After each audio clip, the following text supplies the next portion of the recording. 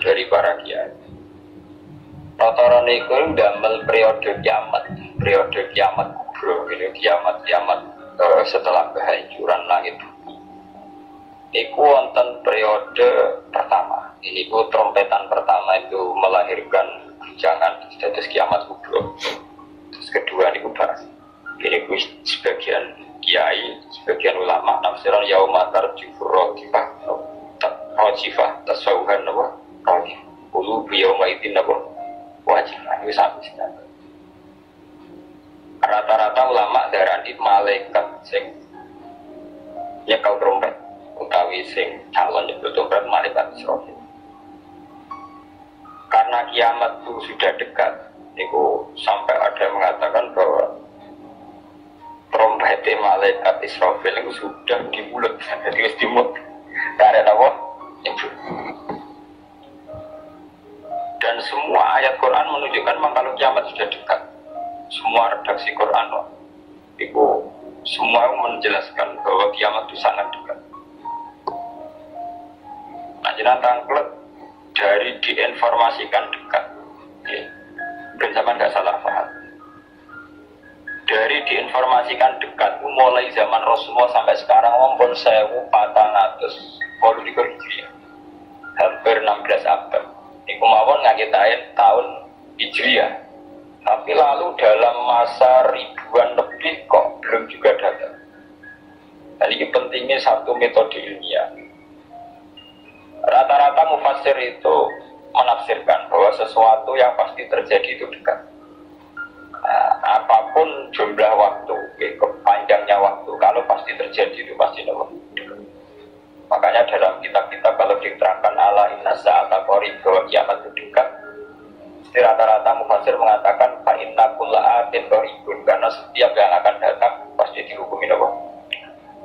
Kayak kita ini dengan kematian kita mungkin ada yang sampai umur 70 tahun, 60 tahun. Tapi karena kita ini pasti mati, itu seakan-akan asal eling mau grogi benar.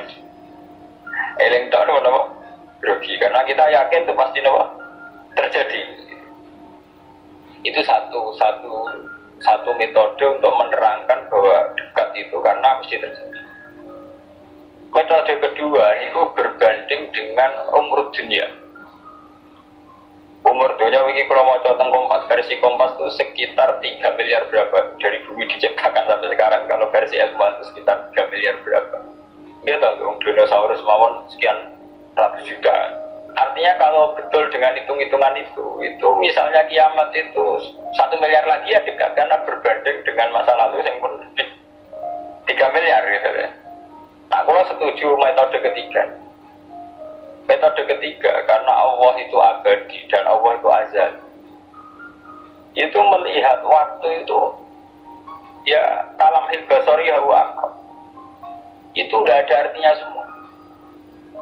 Dan teori ini cara pula paling dekat secara ilmiah, apalagi sekarang, secara sains, secara ilmu. Misalnya ngerti, cara semut kan pecah nondok, pikirannya kan bisa pecah nondok. Nah, gara-gara rengulan lagi sana kok, jangan langsung bopong kan semut. Tapi kan gue sampean, ada kita langsung nopo pecah aja. Artinya manusia itu gak lepas dari ruangan, artinya satu analisis yang dibatasi oleh keterbatasan manusia. Bumi kokoh ini kok hancur, ngenteni global warming, ngenteni pemanasan global, ngenteni macam-macam. Nak cairan Afrika meleleh, nak sistem bumi tata surya sudah hancur, sistem galaksi sudah. Itu cara manusia. Jadi dengan segala ilmiahnya manusia, bayangno kiamat untuk nunggu global warming, nunggu tata surya yang rusak galaksi. Ya bodoh. Gue ngerubah gedung sing nganggo beton nganggo cor nak manual ya tak palu kontis koyo rubah. Tapi enggak gebom atom lah. Ya kok gak kok dhewe kira Pak. Hancur.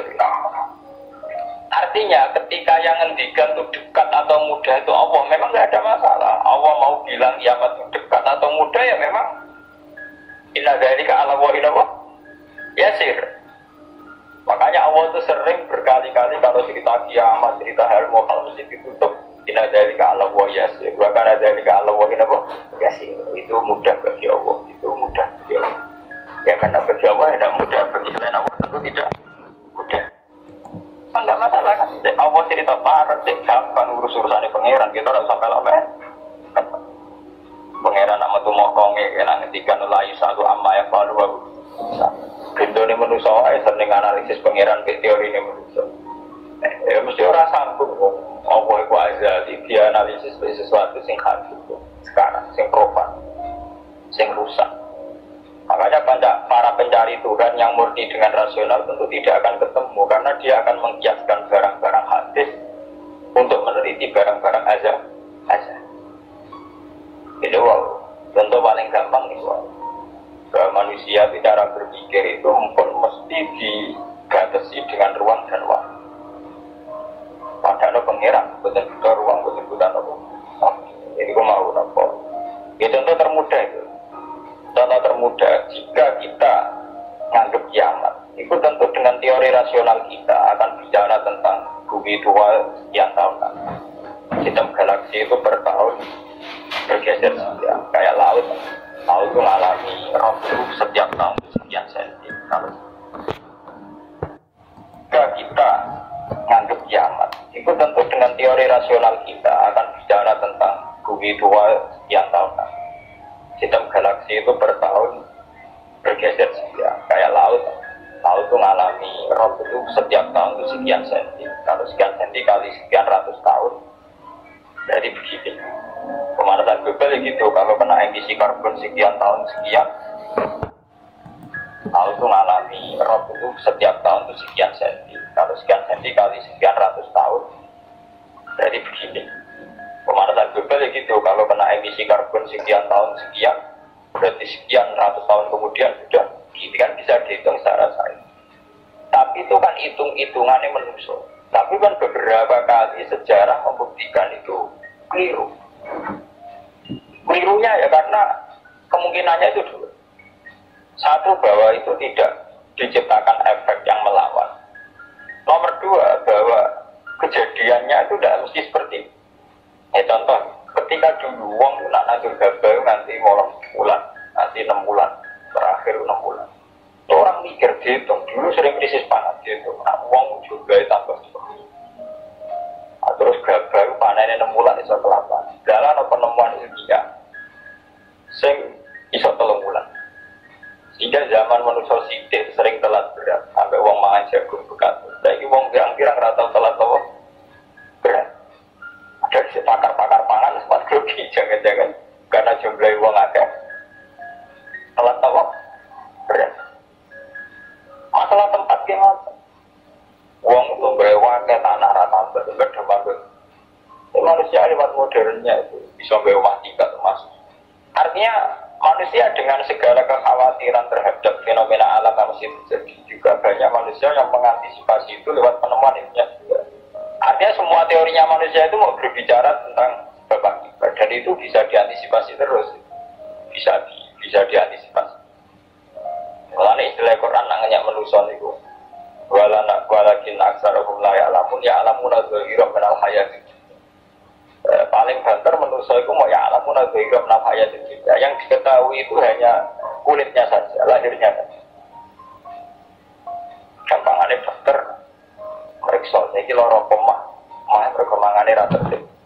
Ya kan secara profesional dia pakai standar objektif. Kalau makanya ada tertib lahir mas, sekarang namanya pak. Tapi bagi keluarga itu mungkin tertib iya, tertib udah ekonomi tertib, penghasilan tertib kan tentu itu nggak dianggap masalah ekonomi. Orang dianggap masalah dianggap masalah apa? Ekonomi. Dan nanti bagi yang lain semua ahli saraf ahli apa itu tidak murni dianggap masalah atau masalah telat makan, lebih ke psikologi. Bahwa saraf itu punya ketahanan sekian. Kalau secara psikologi tertekan, maka tingkat ketahanan pada penyakit hanya sekian. Jadi awal-awalnya karena pikiran sang sering kacau, itu tingkat imunitas, tingkat kekebalan terhadap penyakit juga sekian. Artinya tidak pati riskan, tidak pati rawan kena apa? Penyakit. Oh itu kan sudah 3 versi. Ya sama nanti kejadiannya kiamat itu begitu, macam-macam. Nah, tapi yang jelas kata para ulama-ulama itu, terutama ulama-ulama sing ahli hakikat, kiamat itu apapun gambarannya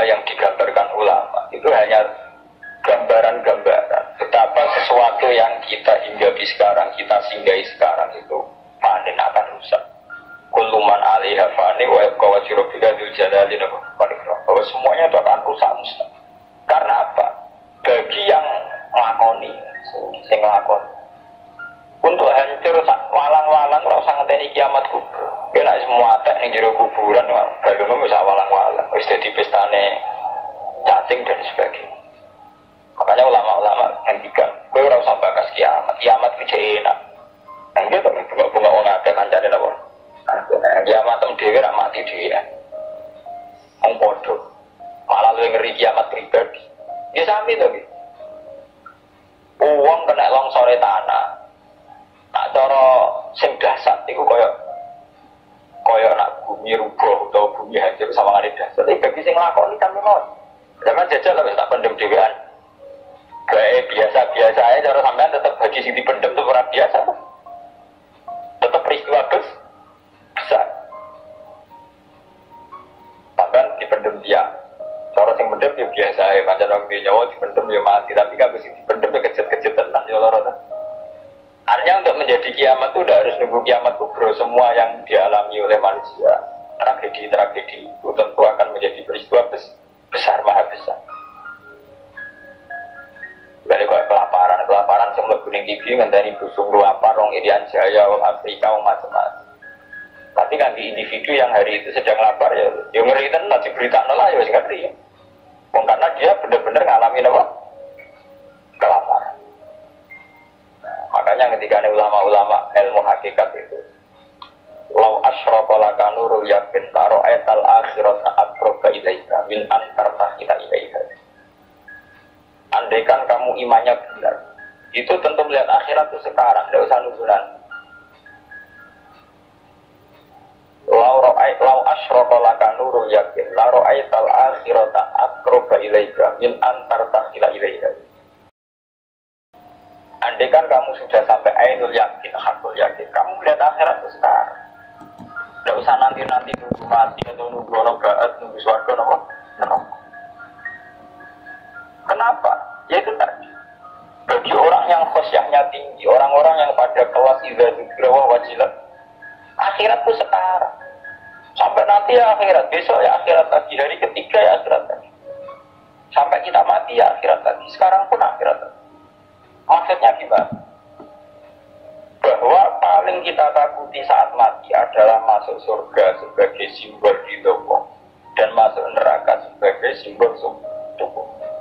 Dan bagi orang yang sangat takwa, itu takut ya dimulai dari sekarang. Setiap detik kita takut jangan-jangan kita tidak dalam ridho. Setiap detik kita takut jangan-jangan kita sedang dalam suku. Ketakutan ini tentu menjadi kita sudah benar-benar kayak di akhir. Artinya untuk trauma tentang neraka, untuk menikmati surga dia dimulai benar-benar sekarang. Artinya yang swarga yang tak boleh ya ridhanya Allah. Dan neraka tidak wedi ya suku. Sekarang juga kita juga begini.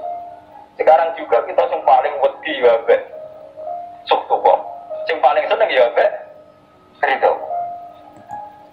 Karena akhirat ngenteni mati, akhirat yang bentuk. Ya akhiratnya kue-kue Kodi pengeran ngenteni mati Kening kuburan dewian Kodi tangisi mudir Bisa dewian ning kuburan Serana dulur, serana sana Dapat zaman yang dunia ada uang terbahagia Ada dulur malah tukaran Ada bojo malah ke Saya kira loron kuburan dian Rana anak, mana anak Geger malah ke anak Mudir ya ilmiah Apa Mudir itu menangis dewi Maksudnya dia ngelakoni rutin kan? Apa nak dewean terus loro kan betul mesti itu. Ada kok anak bojo zaman itu malah kadang anak bojo masalah. Itu artinya apa itu tadi? Kiamat itu ada, saat itu ada. Kita nanti mati, nanti kita dihisab. Tapi seorang mukmin sejati tentu tidak akan menunggu hisab datang nanti. Mulai sekarang itu takut hisab. Makanya sampai Rasulullah ngendikan hasibu anfusakum qabla an tuhasabu. Itu awakmu yo saiki, ngrasa awakmu evaluasi terus, kok hisab terus ya Allah, hari ini saya melakukan amal baik berapa, amal jelek saya berapa. Qabla an tuhasabu, sebelum benar-benar hisab itu nanti nyata. Audit dari Tuhan nanti belum. Makanya Rasulullah itu nganggap kiamat biasa malah sesuatu yang kecil yang biasa. mati oleh Rasulullah jaga biasa. Karena bagi orang yang takwa, tentu dalam hidup itu sendiri yang diperjuangkan gimana setiap detik, setiap hari ada evaluasi. Saya ini sedang dalam bawah atau dalam sub. Nah, orang yang sudah begini ini yang masuk innamal mu'minuna alladzina idza dzukira wa wajilat. Lah nek ora wajilat tembang no. Waduh, ketemu Allah ning kiamat amal kowe elek tok sok ben piye. Gak apa saya kira ketemu pangeran sing piye do. Ketemu pangeran ngenteni kiamat. Lha kuwi jenenge kalah. Inna rumah rabbi wa iki lamat. Jen pekicak uripe kok napa? Yo keman ono elek. Ban urip Kowe menang-menang gak suang, kok ketemu pangeran. Wedi ngono rasa kata ini sobek. Bisa ikut detik ini juga. Bang, ada takut. Ini kurang makam cek dulu. Orang makam dulu. Nanti aturannya kudu ngono. Ini aturan. Senengannya kok makom-makoman. NU nak kon nggih makom lho. Lho pancen begitu. Standar seorang mukmin, innamal mukminun standare idza dzikra Allah. Wajilat kulubku. Orang-orang nama mukminuna sing papan atas terus papan menengah napa? Papan bawah. Nah, sendiri kan wali dari makom dhuwur nak wong makom pendek. Bersuwe nak wali dhuwur wong pendek, tapi kewajiban.